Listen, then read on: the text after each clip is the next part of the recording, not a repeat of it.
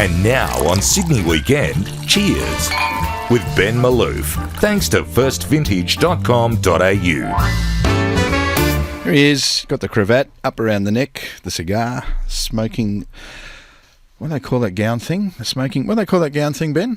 You know the stuff the old blokes wear in the 60s movies of international intrigue?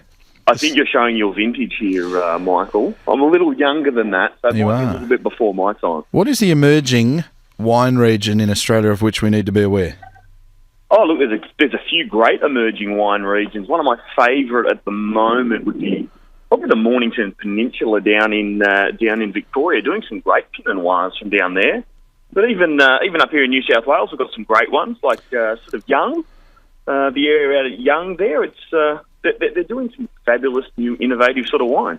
What makes a wine region emerge? What are the things you've got to have to bring it all together and say, right, well, this is worth a car trip on the weekend? Look, I think obviously making great wines is the defining characteristic, but you've got your traditional wine regions in Australia, so your Barossa, your McLaren Vale, your Margaret River. Hunter. Yeah, the Hunter, absolutely. But when people start, planting grapes in areas that otherwise wouldn't have had grapes grown in them, like the Mornington and Young, they try and develop new sort of styles of wine. Shiraz is generally grown in a certain terrain or in a certain area. But Young, for example, is doing some great cold climate Shirazes, and it creates a completely new taste, which is unique and it gives the punters something different to try. See, in the emerging caper, and by the way, I have to thank Mark D, who dropped in a note very quickly and said smoking jacket. That's what I was thinking of. You know the smoking jacket, the silk embroidered smoking jacket gentlemen of a certain vintage used to wear, Ben? I do, I know the ones. If you had your smoking jacket on, you'd have to have a snifter of cognac, would you not?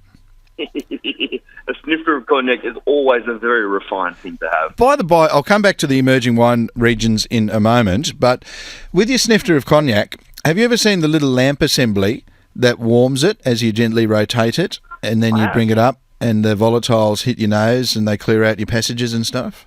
Oh, it just gets those beautiful explosive aromas just coming right through your nasal passage, because 80% of your sense of taste actually comes from your sense of smell. Yeah. So that's what you're trying to do. You're trying to get those beautiful aromas so that you can actually taste the cognac before it actually hits your lips. Many a meal I can recall that has been concluded by a cognac or several, and you just have that little bit on the tip of your tongue and you feel it go up through all those bits that contribute to the sense that you're talking about, the olfactory nerves, etc.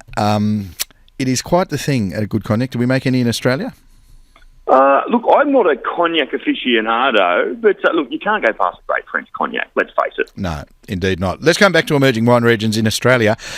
I recall the first time I went to a winery, it was Chateau Tabilk, Tahbilk in Victoria. Mm-hmm. It boasted 100-year-old, at least 100-year-old Shiraz grapes, and like vines, I should say, and they were gnarly old things.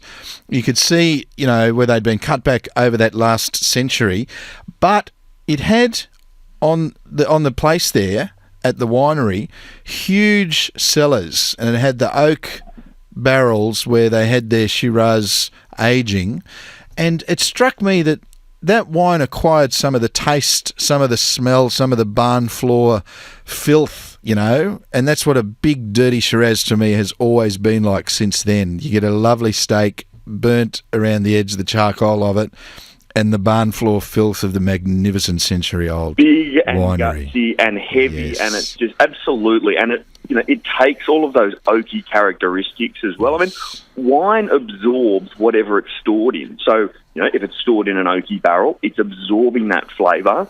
And the reason you would use, say, a barrel that's had 3 or 4 vintages in it is that you get those intoxicating aromas from not only the barrel, but from the previous vintages as well. So that's what makes those beautiful, big, rich, traditional Australian Shirazes. And did you know that Australia has the oldest Shiraz vines in the world? Is that true? Where?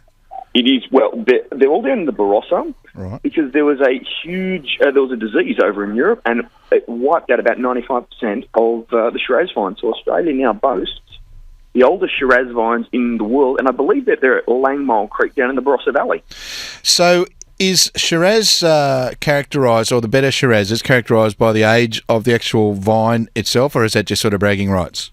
Oh, there's a bit of bragging rights. That comes down to a stylistic thing. So, an older vine will produce less but stronger fruit. Right. So, generally, you think about when you're an 18-year-old and you're a little bit rambunctious and you think you know everything, but you're not quite as well-rounded or refined as you are when you're, more of our age. Yeah. You get a little bit older and you acquire more knowledge and you've got deeper roots and that all plays a part in the final product that is wine. Which is why we have the very sophisticated smoking suit-clad Ben Malouf, wine expert, on this radio program on Saturday afternoons. Thank you very much. Now, why are you not here today, mate? Where are you off to? You're always somewhere fabulous. I was at a function today at Royal Randwick. Oh, holding the little wine glass up. It was a terribly tough way to spend the afternoon. But tell me, did you try the Pinot Gris that I gave to you last week? You're going to say no, aren't you? Ben Malouf, it's we'll chat again next week, eh? Thanks, Michael. See you then, Ben Malouf. Damn, he always remembers the homework. He's like bloody Sister Francis.